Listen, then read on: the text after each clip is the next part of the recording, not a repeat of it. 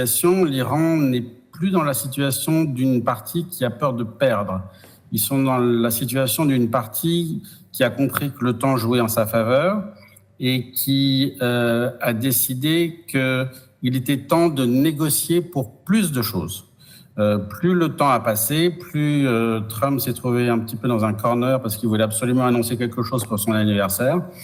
Et donc, la liste des desiderata des Iraniens s'est allongée au fur et à mesure pour se rapprocher de la date anniversaire.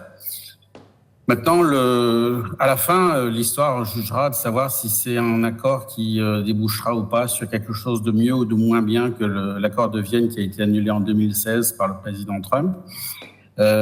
Autre chose que je voudrais mentionner qui est important à mes yeux, c'est qu'enfin, aujourd'hui, on voit que quand bien même les États-Unis et l'Israël sont entrés dans ce conflit de leur propre initiative conjointement contre l'Iran, ils avaient quand même deux stratégies, deux objectifs qui étaient différents. On n'a pas bien compris au début que les objectifs étaient différents, mais maintenant c'est un peu le grand écart.